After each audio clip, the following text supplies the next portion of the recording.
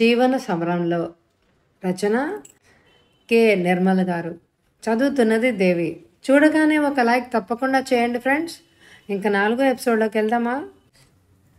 ఏమిటి మీ ఫ్రెండ్స్ ఉద్దేశం? ఆ పసివాడిని పట్టుకుని మీ కొలీగ్స్ అంతా చేరి నౌకరుగా, బంధువుల కుర్రాడిగా, మన ఆశ్రయంలో బ్రతుకుతున్న బికారిలాగా మాట్లాడుతూ ఉంటే విని ఎలా సహించగలరు? వారి అభిప్రాయాల్ని ఖండించాలని, వారి మాటలను వారించాలని తోచలేదా మీకు? వాడు నా బిడ్డనని ఒక్క మాట అనేసి ఊరుకుంటే సరిపోతుందా అంటూ విరుచుకు పడిపోయింది కరుణ. రోహిత్ రిసెప్షన్ నుంచి ఇంటికి రాగానే వాడి రూపురేఖలు, ఆ చేష్టలు, ఆ గుణాలను చూస్తున్న ఎదుటివారు వాడిని నా కొడుకుగా గుర్తించడం లేదు. మరి ఏం చేయను అన్నాడు రోహిత్ అతి తేలికగా. కరుణ ఉలికిపాటుతో అతని వైపు చూసింది. ఆమె బ్రూకుటి సాలోచనగా ముడిపడింది. ఇదిగో చూడు కరుణ, ఇది లోకం. లోకులు ఎవరికి తోచినట్టు వారు మాట్లాడుతూ ఉంటారు. అది సమంజసం. వాటిని పట్టించుకొని మనసులో పెట్టుకొని కృంగిపోకూడదు. ఎదుటివారు మన గురించి మాట్లాడే మంచి చెడులను, విమర్శలను, పొగడ్తలను వినేసి వాటిని తేలిగ్గా తీసుకోవాలి, లేదా వాటిని విననట్లే వదిలేయాలి. ఆ మాటలను అసలు పట్టించుకోకూడదు. వంగి బూటు లేసులు విప్పుకుంటూ పలికాడు అతను. మనం వాటిని తేలిగ్గా తీసుకుంటామండి, అలాగే వినన్నట్టే వదిలేస్తాం. కానీ ఆ పసివాడు ఆ మాటలు కుంగిపోడు. ఎదుటివారు శంకర్ను హీనంగా మాట్లాడినా, తక్కువగా అంచనా వేసిన ఆ మాటలను ఖండించకుండా విని సహించి మౌనంగా ఊరుకుంటారా? ఆ పసివాడి లేత మనసును ఆ మాటలు ఎంత నలిపేస్తాయో ఊహించలేరా మీరు? సంతోషంగా రిసెప్షన్కు వెళ్ళి ఉల్లాసంగా ఆనందంగా తిరిగి వచ్చిన నన్ను ఊరికే వేధించ కరుణ. లేనిపోనివన్నీ ఊహించుకొని వాటిని సమస్యలుగా చేసుకొని తీవ్రంగా ఆలోచించి నేనేదో చిన్నకు అన్యాయం చేస్తున్నట్టుగా పదాలు తీస్తూ నా మనశ్శాంతిని కొల్లగొట్టకు ప్లీజ్. తన ఆవేశాన్ని అదుపులోకి తెచ్చుకుంటూ గిరుక్కున లోపలికి వెళ్ళిపోయింది కరుణ. రోహిత్ గారు, ఈ శుభవార్త విన్నారటండి అంటూ లోపలికి ప్రవేశించాడు రమణమూర్తి. ఓ రండి స్వామి, దయచేయండి. ఏ శుభవార్తను ఈ శుభోదయాన వినిపించబోతున్నారు అంటూ ఆసక్తిగా ప్రశ్నించాడు రోహిత్. రత్నాదేవికి పనస పండు లాంటి కొడుకు పుట్టాడండి. ఓ ఐ సీ, వెరీ గుడ్. నిజంగా చాలా సంతోషమైన వార్త వినిపించారు. నిండు హృదయంతో పలికాడు కాఫీలు వాళ్ళిద్దరికీ అందిస్తూ. భర్త వంక ఒక్కసారి చూసి, అయ్యగారు, ఆ కన్న తల్లికి ఇది శుభవార్తే కావచ్చు, కానీ పాపం మురళిగారికి, అంటే ఆమెను పెళ్లాడిన ఆదర్శ పురుషుడికి మాత్రం ఈ విషయం అంత ఆనందాన్ని కలగజేయదేమోనండి శాంతంగా పలికించింది కరుణ. ఆ మాటలు సంధించి వదిలిన బాణంలాగా రోహిత్ హృదయంలో సూటిగా దిగబడిపోయాయి. హరేరే, మురళిని మీరు తప్పుగా అర్థం చేసుకుంటున్నారు, ఆమె మాటలకు నొచ్చుకుంటున్నట్టుగా అన్నాడు రమణమూర్తి. ఏమోనండి, ముందుకి తిరిగే కాలం ఎలా మారుతుందో, వారిద్దరి మనసులోనూ ఆ బిడ్డ భవిష్యత్తు ఏ రకంగా మారుతుందో మనం ఇప్పుడే ఏం చెప్పలేం కదా. ఆ మాటలు రోహిత్కు సవాలుగా నిలిచాయి. What do you mean? ఆగ్రహాన్ని అణిచిపెడుతూ బిగ్గరగా అరిచాడు రోహిత్. అతని ఆగ్రహానికి జంకకుండా తీక్షణంగా, సూటిగా, వాడిగా అతని కళ్ళల్లోకి చూసింది కరుణ. ఆ చూపుల్లోని తీక్షణతకు కొంచెం త్రోటుపడ్డాడు రోహిత్. ధైర్యంగా తలెత్తి మెల్లగా అంది, ఆ బిడ్డ అతని రక్తాన్ని పంచుకు పుట్టలేదు కదా. ఆ మాటలు అనేసి వెనక్కు తిరిగేసింది కరుణ. ఆ మాటలు చర్నాకోల్తో బాధించినట్టు చెల్లున తగిలాయి రోహిత్కు. అతని వదనం అరుణిమ దాల్చింది. ఆగ్రహాన్ని అదిమి పెడుతున్నట్టు గుటక వేశాడు. ఆ అవమానాన్ని సహించలేనట్టు తల విదిల్చాడు. రమణమూర్తి ఎదురుగా ఉండడం వల్ల ఇంకేమీ మాట్లాడలేకపోయాడు. రమణ మురళిని అలా తీసిపారేయడం వల్ల అతను మదన పడుతున్నాడనుకొని అతని అవస్థను గ్రహించినట్టుగా అనునయంగా పలికాడు రమణమూర్తి. ఆడవాళ్ళ అభిప్రాయాలు అలాగే ఉంటాయోయ్. బయట ప్రపంచంతో పురుషులకు ఉన్నంత సంబంధం స్త్రీలకు ఉండదు.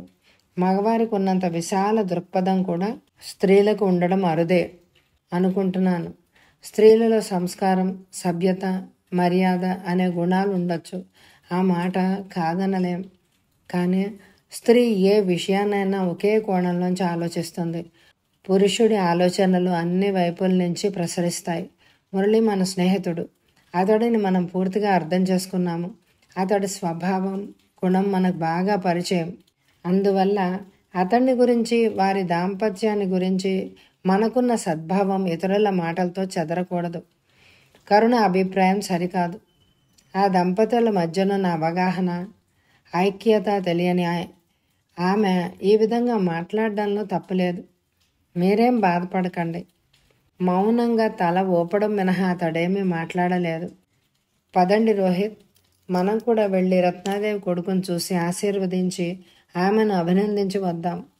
మన కొలీగ్స్ అంతా ఇంతకుముందే వెళ్ళిపోయారు. నేను మీకోసం ఇటు వచ్చాను అన్నాడు రమణమూర్తి. నిశ్శబ్దంగా రమణమూర్తిని అనుసరించాడు రోహిత్. మురళిని, రత్నాదేవిని మనస్ఫూర్తిగా అభినందిస్తూ ఆ బిడ్డను మనస్ఫూర్తిగా దీవించాడు రోహిత్. తాను తండ్రిగా మారినందుకు గర్వం, బిడ్డ పుట్టుకకు ఆనందం ప్రస్ఫుటంగా కనిపించాయి మురళి వదనంలో.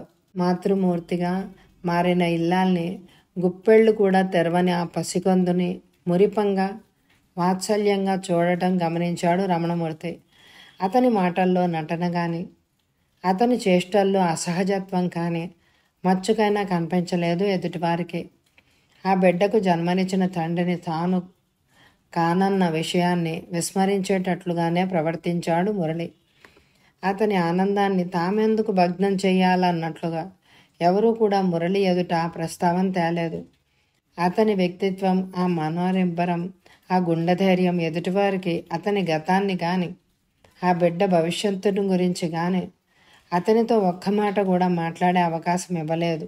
కానీ ఆ దంపతుల నుంచి వీడ్కోలు తీసుకొని బయటకు వచ్చిన వారికి మాత్రం ఆ బిడ్డను గురించి, ఆ తండ్రిని గురించి రసవత్తరమైన చర్చ ప్రారంభమైంది. ఏమిటో వెర్రివాడు ఆ పసిగుడ్డును తన కొడుకులాగానే భావించుకొని మురిసిపోతున్నాడు సుమా అన్నాడు కృష్ణమూర్తి ఆశ్చర్యాన్ని ప్రకటిస్తూ. బాగా చెప్పారు. ఎవడికో పుట్టిన బిడ్డను ఎంత ప్రేమగా చూస్తే మాత్రం తన బిడ్డ అవుతాడుటండి. తన రక్తాన్ని పంచుకున్న బిడ్డ పుడితే ఇక ఈ మురిపాలు, ఈ ప్రేమలు ఉంటాయటండి. ఆ అనామకుడి మీద చప్పరించేశాడు అవధాని. అయినా ఇదెక్కడి విడ్డూరం? సవతి తల్లి ఉంటుంది కానీ సవతి తండ్రి ఎక్కడైనా ఉంటాడుటండి ఎవరికైనా అనేసి అదేదో జోక్ లాగా పకపక నవ్వాడు లోకేశం. తన సొంత బిడ్డ కలగగానే ఇక ఈ బిడ్డకు దూరం చేసేయాలండి ఆ పరాయివాడిని అనుమానాన్ని వ్యక్తం చేశాడు ఆచారి.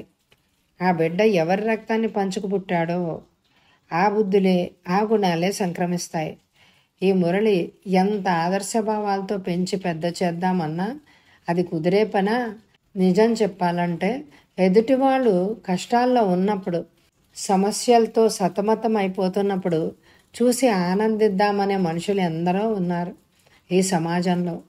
అటువంటి వారు ఆ తండ్రి కొడుకుల మధ్య అంతరాన్ని సృష్టించరండి. ఆ పసివాడి మనసుకు బాల్యంలోనే గాయం తగిలితే అతడి మనసు విరిచేసి విషమయం చేస్తే తన తండ్రికి విలువనిస్తాడా? నిర్లక్ష్యం, తలబిరుసు, మొండితనం ఆ బిడ్డను వరించి ఆ తండ్రిని వేధించవు. ఆ తండ్రికి ఈ బిడ్డ సమస్యగా మారిపోడు. ఏదో పెద్ద విషయాన్ని తాను రీసెర్చ్ చేసినంతగా మదనపడి హైరాణ పడసాగాడు శాస్త్రి. అవునండోయ్, నిజమే చెప్పాడు. ఎదుటివారి జీవితంలో మచ్చ ఉందా, ఏ లోపం కనిపిస్తుందా అని 1000 కళ్ళతో వెతికే ప్రబుద్ధులు ఈ తండ్రి కొడుకుల బంధం వినోదంగా మారదుటండి. వారి మనశ్శాంతిని హరించేసి అశాంతి పాలు చెయ్యొద్దుటండి. ఈ రకం మనుషులు తన సందేహాన్ని ఉత్సాహంగా చెప్పాడు రాజారావు. ఈనాడు తానేదో ఘనకార్యం చేశానని ఉప్పొంగిపోతున్నా మర్నాడు ఈ పిల్లాడ తండ్రికి వేదనను సృష్టించి సమస్యగా మారకపోడు. ఛాలెంజింగ్గా అన్నాడు లోకేశం. ఏ సమస్య వచ్చినా, ఏ బాధ వచ్చినా ఎదుర్కోవలసింది, అనుభవించవలసింది మురళినే కదా.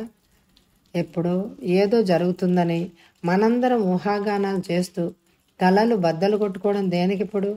ఏదైనా ఒకటి గట్టి నిర్ణయం ఒక వ్యక్తి తీసుకున్నాడు అంటే దానిలోని సాధక బాధకాలు ఆలోచించే ముందుకు అడుగేస్తాడు అన్నాడు రమణమూర్తి.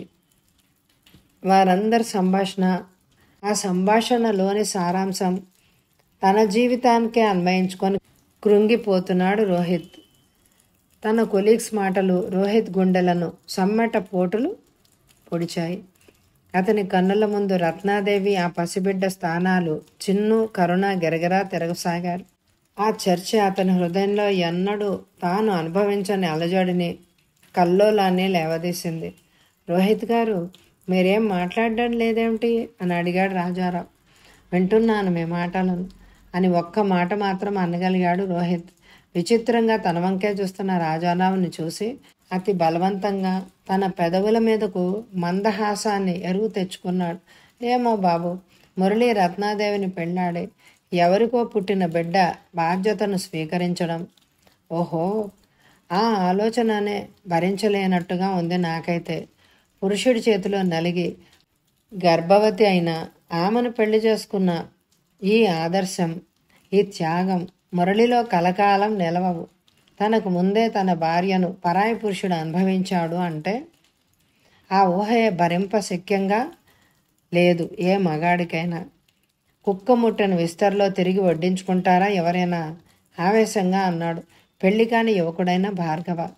భార్గవ మాటలు రోహిత్ మనసులో బాకుల్లాగా సూటిగా దిగబడిపోయాయి. అతడి పురుషత్వాన్ని, అహాన్ని ఆ మాటలు పూర్తిగా రెచ్చగొట్టాయి. ఇంటికి వచ్చిన ఏ పని చేస్తున్నా ఆ మాటలే చెవుల్లో గింగురుమంటూ మోగుతున్నాయి. రోహిత్లోని సంస్కారం, వివేకం మెల్లిగా జారిపోసాగింది. చిన్ను ఉనికిని సహించడం అతనికి భరింపరాని శక్యంగా అయిపోయింది. పెళ్ళైన వెంటనే ట్రాన్స్ఫర్ కావడం వల్ల, చిన్ను అత్తారింట్లో ఉండిపోవడం వల్ల కరుణ తన ఇల్లాలుగానే అతని మనసులో స్థిరపడిపోయింది. ఆమె గత జీవితం అతని మనసులో మరుగున పడిపోయింది. ఆమెకు అంతకు ముందే వివాహం అయిందని గుర్తు చేసే శంకర్ వారితో లేకపోవడం వల్ల అతను ఆ సంగతినే పూర్తిగా విస్మరించేశాడు. కరుణను వివాహం చేసుకోబోయే ముందు ఆమె కొడుకు బాధ్యతను రోహిత్ మనస్ఫూర్తిగానే అంగీకరించాడు. మొదటి నుంచి ఆ పిల్లవాడు వీరితో ఉండకపోవడం వల్ల మనుషుల్లో కూడా కాస్తంత దూరం ఏర్పడిపోయింది. రోహిత్, కరుణల అనురాగ దాంపత్యానికి ప్రతిబింబాలుగా 2 పిల్లలు కలిగారు. అప్పుడప్పుడు శంకర్ అతని మనసులో మెదిలినా అతని పోషణ భారాన్ని తాను సక్రమంగా నిర్వర్తిస్తున్నాను కదా అని తలపోసేవాడు. ఆ పసివాడి పెంపకం బాధ్యతను తాను తండ్రిగా, ఇల్లాలుగా స్వీకరించవలసి వస్తుందని ఆ లేత మనసులో కూడా కొన్ని అభిప్రాయాలు, ఆలోచనలు ఉంటాయని కానీ రోహిత్ ఊహించలేకపోయాడు. ప్రప్రథమంగా కరుణలోని తల్లి హృదయం తన బిడ్డ వైఖరిలోని మార్పును గ్రహించేసింది. శంకర్ మనసేమిటో, అతని ప్రవర్తనకి అర్థమేమిటో తెలియని కరుణ హృదయం అయోమయంలో పడి తల్లడిల్లిపోసాగింది. పైగా తన కొడుకు రూపంతో పాటు స్వభావం కూడా కన్న తండ్రి నుంచి వారసత్వాలుగా సంక్రమించాయి. శంకర్ గుణాలు క్రమక్రమంగా రోహిత్కు చీదరగలిగించాయి. మూర్ఖత్వం, మొండితనం, పట్టుదల ఆ చిన్నవాడిలో కొట్టొచ్చినట్టు కనపడసాగాయి. ఆ పిల్లవాడిని సక్రమమైన మార్గంలోకి నడిపించడానికి తాను కాస్త కఠినంగా ప్రవర్తిస్తే కరుణ తనను అపార్థం చేసుకోవచ్చు, ఆమె మనసు గాయపడవచ్చు. దాని పర్యవసానంగా తామిద్దరి మధ్య కలహాలు, పట్టింపులు, కల్లోలాలు రేగవచ్చు. తమ దాంపత్య జీవితం పెనుగాలిలో తుఫాన్లాగా, సముద్రంలో సుడులు తిరుగుతున్న నావలాగా మారిపోతుంది అన్న ఆలోచన రోహిత్ ఆ బిడ్డను గురించి పట్టించుకోవడం మానేశాడు పూర్తిగా. శంకర్ చదువు పట్ల నిర్లక్ష్యం చేస్తున్నాడని, జులాయి వెధవలతో సావాసం చేసి చెడిపోతున్నాడని తెలిసిన రోహిత్ హృదయం ఎందుకో బాధపడలేదు. ఆ విషయంలో అతని అంతరాత్మను ప్రశ్నించుకున్నాడు. తనలో వస్తున్న మార్పు రోహిత్ను తనను తాను తరచి చూసుకునేలాగా చేసింది. అతనికి లభించిన సమాధానం అతనికి ఆ బిడ్డ పట్ల ఎద లోపల నుంచి మమకారం ఉప్పొంగడమే లేదు. ఆ బిడ్డ పట్ల ఉన్న ఆపేక్ష, కరుణ కొడుకు కావడం వల్లనే చిత్రంగా ఆ బిడ్డకు తల్లి అయిన కరుణ అంటే ద్వేషం కలగడం లేదు.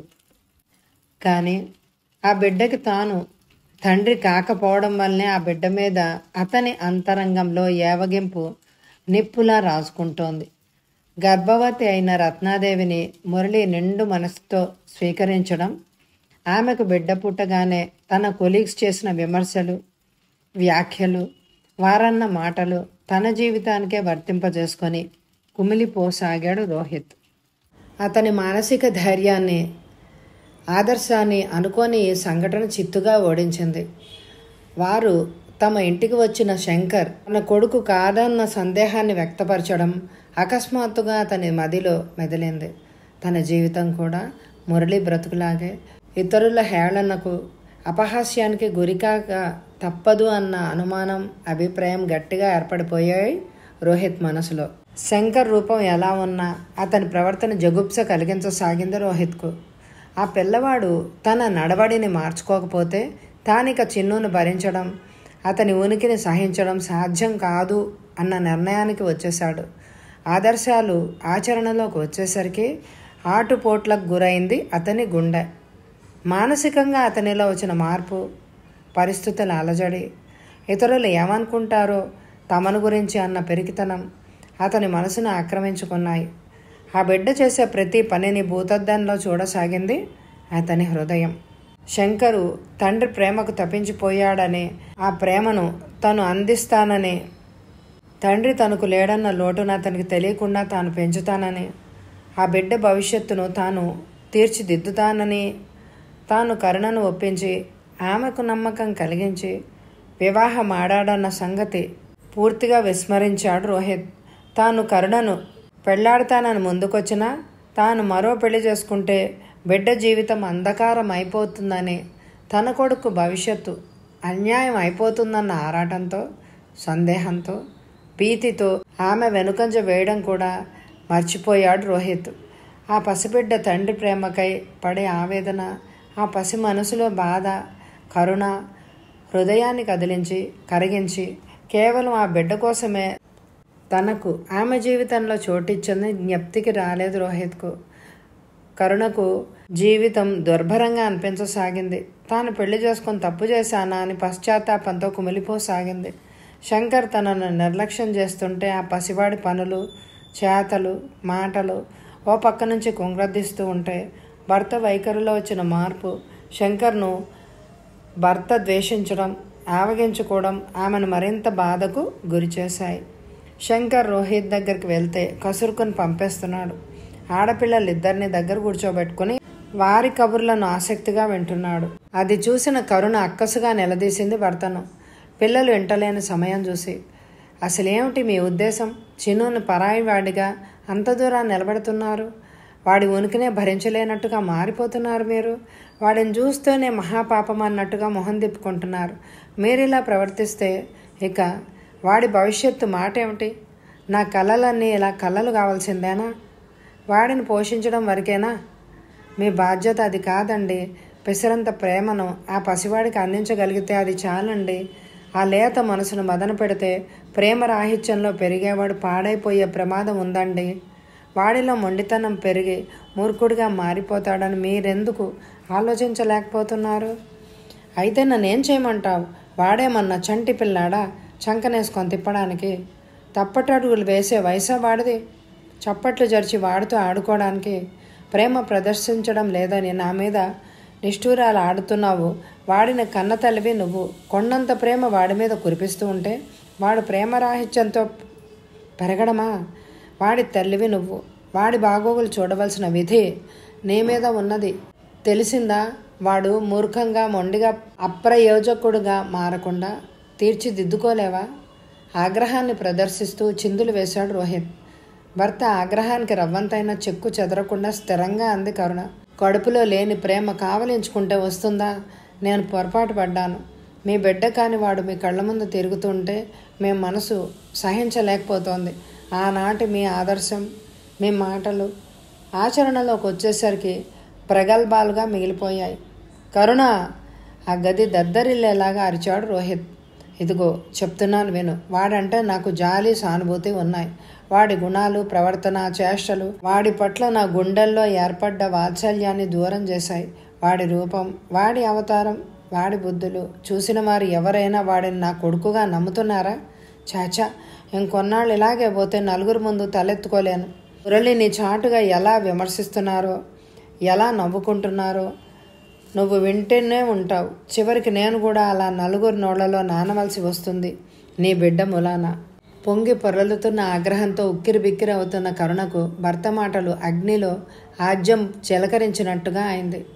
భర్త వంక చూస్తూ దూకుడుగా ఏదో మాట్లాడిపోయింది. కానీ ఎంతలో పిల్లలు ముగ్గురు లోపలికి ప్రవేశించారు. పిల్లలు ఎదురుగుండా సంఘర్షణ పడడం ఇష్టం లేనట్టుగా అంతటితో ఆ ఆలుమొగలు ఇద్దరూ ఘర్షణ పడడం ఆపేశారు. శంకర్ మాత్రం మొహం మార్చుకొని తల్లిని కోపంతో జేవురించిన తండ్రి ముఖాన్ని పసిగట్టేశాడు. అబ్బబ్బా, ఆ బట్టలేమిటి, ఆ అవతారం ఏంటి, నీ ఆగడం దూకుడుతనం మరీ మెత్తిమీరిపోతున్నాయి. చిన్ను, నీ మూలన్న నాకు అన్ని సమస్యలే. నా మనశ్శాంతిని హరింపజేస్తున్నావు. నాకు బ్రతుకంటే విరక్తి కలుగుతోంది. నేను చచ్చిపోయినా ఎవరికి ఏ సమస్య ఉండదు. కన్నవారు లేకపోతే ఆ అగచాట్ల పాలయ్యేది, వీధిన పడవలసింది నువ్వేరా. కరుణ విసురు తనకు లోకువైన కొడుకు వైపు తిరిగింది. వాడు తల్లివంక సూటిగా చూశాడు. చిన్ను కళ్ళల్లో ఏదో తిరస్కారం, మరేదో కసి, అంతకు మించిన ఏహ్యత. ఆ చూపులోని భావాలను గ్రహించిన ఆమె నిశ్చేష్టురాలైపోయింది. ఒక్క క్షణం కర్తవ్య విముఖురాలిగా నిలబడిపోయింది ఆ కన్న తల్లి. అక్కయ్య, ఏమిటే సంగతి? బావగారు నన్ను ఎందుకు అర్జెంటుగా రమ్మని రాశారు? ఆ కారణం ఏమిటి? ఆ ఉత్తరం అందిన వెంటనే బయలుదేరి వచ్చేశాను అన్నాడు వెంకటేష్ లోపలికి ప్రవేశిస్తూ. ఆశ్చర్యపోతూ తమ్ముడి వంక చూసింది కరుణ. బావగారు నేను రమ్మని రాశారా? ఎప్పుడు అని అడిగింది విస్మయా నుంచి తేరుకుంటూ. ఈసారి నెవ్వరబోయడం వెంకటేష్ వంత అయింది. అయితే ఉత్తరం రాసినట్టు నీకు కూడా తెలీదా? వెంటనే సర్దుకుంటూ పలికాడు. బావగారు అలా రాశారంటే ఏదో విశేషమే ఉండి ఉంటుంది. కారణం లేనిదని నన్ను ప్రత్యేకంగా రమ్మని ఉత్తరం రాసి పిలిపించరు. నీకు కూడా చెప్పలేదు అంటే అదేదో సర్ప్రైజింగ్ విషయమే అయి ఉండొచ్చు. ఆ మాటలు సమాధానం ఇవ్వకుండా కరుణ ఆలోచనలో పడింది. ఆమె మనసులో ఏదో శంక, ఆమె హృదయంలో అనూహ్యమైన ఆరాటం, గుండెల్లో బరువు మెల్లమెల్లగా చోటు చేసుకోసాగింది. హాయ్ వెంకటేష్, ఇప్పుడేనా రావడం? బావమరిదిని ప్రసన్న వదనంతో విష్ చేస్తూ ఇంట్లోకి అడుగు పెట్టాడు రోహిత్. ఇదిగో నేను ఇప్పుడే వస్తున్నాను. నా వెంటనే మీరు వచ్చేశారు. ఇంత హఠాత్తుగా నన్ను బయలుదేరి రమ్మని రాసిన కారణం ఏమిటో మాత్రం నాకు అర్థం కావడం లేదు అన్నాడు వెంకటేష్ సూటిగా అసలు విషయాన్ని ప్రస్తావిస్తూ. ఆ ప్రశ్నకు సమాధానం ఇవ్వడానికి కాస్త త్రోటుపడ్డాడు రోహిత్. ప్రశ్నార్థకంగా చూస్తున్న భార్య కన్నుల్లోకి చూడలేక తల తిప్పుకున్నాడు అతను. బావగారి ముఖం తన ప్రశ్నతో మామలవాడం, ఏదో తప్పు చేస్తున్న భావనతో తలదించుకోవడం గమనించాడు వెంకటేష్. కానీ అసలు విషయం ఏమిటో అనూహ్యమైంది. ఏం లేదు వెంకటేష్, చిన్నికి మొదటి నుంచి మీ దగ్గరే ఉండడం బాగా అలవాటైంది కదా అని నసుకుతూ వాక్యం పూర్తి చేయకుండా కరుణ వంక శంకర్ వంక చూశాడు. అని అంటూ ఆపేశారే. ఆ తర్వాత మీ ఉద్దేశం కూడా చెప్పేసి చేతులు దులుపుకోండి కసిగా అంది కరుణ. ఎర్రబడిన ఆమె వదనాన్ని, ఆమె కన్నుల్లోని కోప ఛాయలను గమనించాడు రోహిత్. అయినా ఆ విషయం తెలియనట్టే. అందుకని వాడిని మీ దగ్గరే ఉంచుదామని అనుకుంటున్నాను. ఎందుకంటే ఇక్కడికి వచ్చినప్పటి నుంచి వాడి ధోరణిలో వచ్చే మార్పును గ్రహిస్తూ ఉంటే వాడు ఇక్కడ ఉంటే ఇంకా బాగుపడడు అని అనిపిస్తోంది. ఆ మాటలు ఉలిక్కిపడ్డాడు శంకర్. ఆ పసివాని వదనం దీనంగా మారిపోయింది. ఆ భార్యాభర్తల మధ్య శంకర్ ఉనికి వల్ల మనస్పర్ధలు అశాంతి రేకెత్తిస్తున్నాయని అర్థమైంది వెంకటేష్కి. బావగారి నిర్ణయం విని తన మనసులోని అభిప్రాయం ఏంటో బయటపెట్టకుండా కరుణ వైపు తిరిగి గుమ్మనంగా అడిగాడు. అక్కయ్య, విన్నావుగా బావగారి మాటలు, మరి నువ్వేమంటావు? ఆమె వంక నిస్సహాయంగా చూస్తూ తాను శ్రోతగా మారాడు శంకర్. కొడుకు మోత్తనంగా అన్నది కరుణ. నా కొడుక్కు స్థానం లేని ఈ ఇంట వాడి తల్లికి కూడా చోటుండదురా వెంకటేష్. వాడు పెద్దవాడై తన కాళ్ళ మీద తాను నిలబడే వరకు ఆశ్రయం ఇవ్వడం, వాడిని ఆదరించడం తన బాధ్యత అని తెలియని ఈ పెద్ద మనిషిని నమ్మి పూర్తిగా మోసపోయాను. నేను చిన్నుని నవమాసాలు మోసి కని పెంచిన తల్లిని. నా బిడ్డను ప్రయోజకుడిని చేయడానికి నేను నా కంఠంలో ప్రాణం ఉన్నంత వరకు శ్రమిస్తాను. వాడిని దూరంగా నెట్టేసి ఈ ఇంట నేను సుఖంగా ఉండగలనా? చివరి వాక్యం అంటుండగానే ఆమె కంఠం బొంగురు పోయినట్టుగా అయింది. కరుణ కనులు సజలాలయ్యాయి. ఆమె దుఃఖం, వెక్కిళ్ళు ఆ తమ్ముడి గుండెను కలిచివేశాయి. బావగారి వంక తీక్షణంగా చూస్తూ సూటిగా ప్రశ్నించాడు. బావగారు, అక్కయ్యను పెళ్లి చేసుకోబోయే ముందు మీరు వల్లించిన ఆదర్శాలు ఏమయ్యాయి? తన బిడ్డ భవిష్యత్తు కోసమే ఆరాటపడే ఆ మాతృ హృదయాన్ని అర్థం చేసుకున్నట్లుగా వాడిని మీ బిడ్డగానే స్వీకరించి ఆనాటి మీ నిర్ణయం ఈనాడు ఏమైంది? వాడి ఉనికిని ఇప్పుడు మీకు సమస్యగా తయారైందా? వాడిని మీరు భరించలేకపోతున్నారా? మా అక్కను పెళ్లి చేసుకునే ముందు ఆమెకు అంతకుముందే పెళ్ళయిందని, భర్త చనిపోతే తన బిడ్డ మీదే తన ప్రాణాలన్నీ నిలుపుకొని బ్రతుకుతోందని మీకు తెలిసిన విషయమేగా. చిన్నీకి మీ నుంచి ఎటువంటి అన్యాయం జరగదని, వాడికి మీరు తండ్రిగా ఆప్యాయతను అందిస్తానని, వాడి భవిష్యత్తును తీర్చిదిద్దుతానని చేసిన వాగ్దానం ఏమైంది? గోటితో పోయేదానికి గొడ్డల దాకా లాగుతున్నారు ఎందుకు మీ అక్క తమ్ముళ్ళు? అయినా గొంతు చించుకొని వాదులాడుకొని రాద్ధాంతం చేసుకోవడానికి చిన్నుకి నేనేం అన్యాయం చేయలేదే. వాడి కర్మానికి వాడిని వదిలేసి చేతులు దులుపుకోవడం లేదే. వాడి అవగుణాలతో దురుసు ప్రవర్తనతో నేను చాలా విసిగిపోయాను. చిన్ను చెడు మార్గాన వెళ్తుంటే కాస్త కఠినంగా వ్యవహరించకపోతే ఆ బిడ్డ భవిష్యత్తు పాడైపోదా? వాడు నా కన్నబిడ్డ కాకపోవచ్చు, అలాగని వాడిని పరాయివాడిగా నేను ఎన్నడూ దూరం చేయలేదే. నా బిడ్డలిద్దరితో సమానంగానే చూశాను. వాడికి ఎటువంటి లోపము చేయలేదు. వాడి నడత ఈ మధ్య మారిపోయింది. వాడు అస్తవ్యస్త మార్గాలు పట్టడం, జులాయి వెధవలతో చేరి సిగరెట్ పీకలు ఏరుకుని తిరగడం, ఆ సిగరెట్ పీకలను కాల్చడం, స్కూలు ఎగ్గొట్టడం, చెల్లెలిద్దరినీ కొట్టి ఏడిపించడం, తన తల్లి మాటను లెక్క చేయకపోవడం, తన పట్ల నిర్లక్ష్యంగా ప్రవర్తించడం, మొండితనంగా తెక్కగా మాట్లాడడం మొదలుపెట్టాడు. ఈ స్వభావాన్ని చూస్తూ ఏ తండ్రి అయినా భరిస్తాడా? ఆ విషయం వదిలే. నీ బిడ్డలే ఎలా ప్రవర్తిస్తూ ఉంటే కన్న తండ్రిగా మందలిస్తావా లేదా వెంకటేష్? నన్ను ఇంతగా నెగ్గదీసి నా ప్రవర్తనకు సంజాయిషి అడుగుతున్న నువ్వు వాడి ప్రవర్తన గురించి ఒక్కసారి ఆలోచించు. నేను ఉత్తరం రాసి పిలిపించి వాడిని శాశ్వతంగా దూరంగా నెట్టేయడానికి కాదు, వాడి తీవ్ర ధోరణి మీకు తెలియచేయాలని, వాడికి నేనేదో అన్యాయం చేస్తున్నానని భావన మీకు. ఆ అపవాదు నాకు రాకుండా ఉండాలన్నదే నా ఆలోచన. తన ప్రవర్తన సమర్థించుకుంటూ ఆవేశంగా పలికాడు రోహిత్. కరుణ ఏదో మాట్లాడదామని నోరు విప్పబోయింది. కానీ అంతలోనే శంకర్ ఆమె ఎదురుగా నిలిచాడు. కిన్న వదనంతో ఒక్క క్షణం తల్లివంక చూసి వికల స్వరంతో ప్రశ్నించాడు. అమ్మా, ఆయన చెప్పిన విషయం నిజమేనా?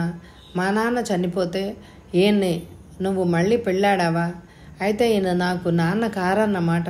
నాకు నాన్న లేరు, నేను ఈయన కొడుకును కాను. ఎందుకమ్మా నాకు మరో నాన్నను తెచ్చావు? ఆ చిన్నవాడి ప్రశ్న చురకత్తులై కరుణ అంతరంగాన్ని చీల్చి చెండాడాయి.